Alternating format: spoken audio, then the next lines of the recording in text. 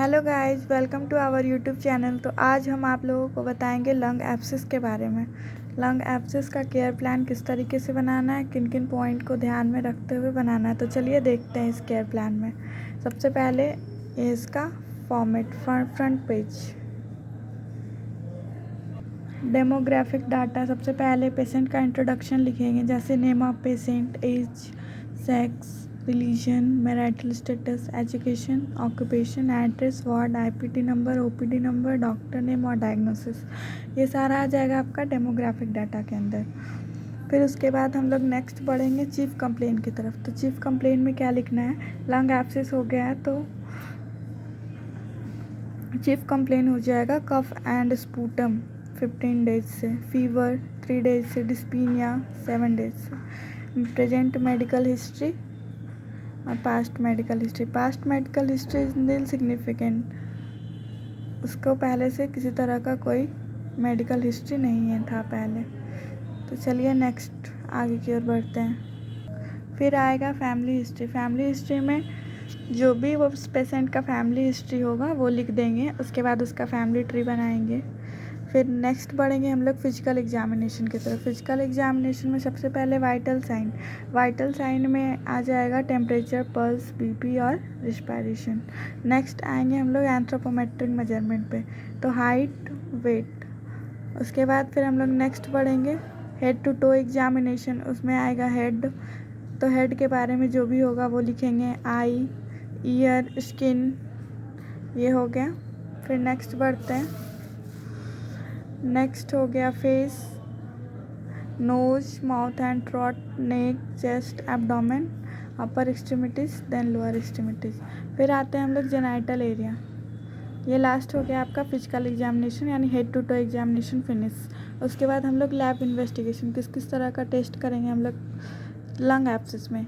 तो सबसे पहले haemoglobin, total leucocyte count, neutrophils, lymphocyte, platelet, जो भी होगा वो काउंट कर वो इन्वेस्टिगेशन करेंगे पेशेंट का जो वैल्यू होगा वो पेशेंट वैल्यू में लिखेंगे, और जो नॉर्मल रेंज होता है वो नॉर्मल रेंज में, फिर रिमार्क्स। तो चलिए हम नेक्स्ट आगे की ओर बढ़ते हैं। फिर आएंगे हम लोग मेडिकेशन में, किस किस तरह का मेडिकेशन चलेगा। तो सबसे पहले पैंटॉप, टैजोपिमेट्रॉन tablet, PCM tablet, iron folic. Dose उसका कितना देना है, रूट, फ्रीक्वेंसी और क्लासिफिकेशन। फिर आते हैं हम लोग नर्सिंग डायग्नोसिस।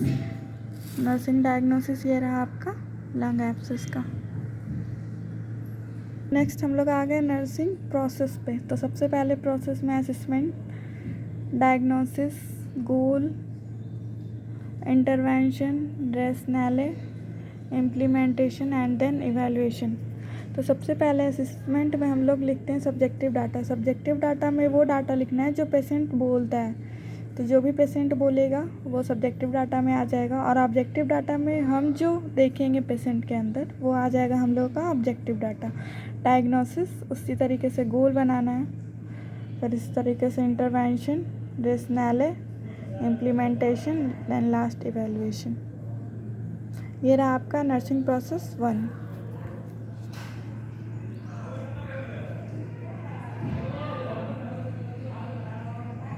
फिर आते हैं हम लोग नर्सिंग प्रोसेस सेकंड में। उसी तरीके से इसमें भी assessment, diagnosis, goal, intervention, rationale, implementation and lastly evaluation. उसी तरीके से इसमें भी लिखना है सब्जेक्टिव डाटा, फिर डायग्नोसिस लिखना है, फिर डायग्नोसिस के अकॉर्डिंग गोल लिखना है, फिर इंटरवेंशन में क्या क्या करेंगे वो लिखना है, रेशनैले हो गया आपका, फिर इम्प्लीमेंटेशन जो पेशेंट पे इम्प्लीमेंट कर देंगे वो सारा आ जाएगा इम्प्लीमेंटेशन में, फिर इवैल्यूएशन। तो ये रहा आपका नर्सिंग प्रोसेस सेकंड कंप्लीट। फिर नेक्स्ट हम लोग summary, conclusion and bibliography. Summary में जो भी जब पेशेंट आया उससे लेकर पेशेंट के डिजीज कंडीशन में कितना इम्प्रूवमेंट हुआ वहाँ तक का सारा हिस्ट्री लिखना है। कंक्लूजन में भी उसी तरीके से, और लास्टली बिब्लियोग्राफी, आपने कहाँ से किसका हेल्प लेकर लिखा है वो आप बिब्लियोग्राफी में डाल देंगे। तो चलिए आज का वीडियो ख़त्म होता है, बाय बाय। आज के लिए बस इतना ही।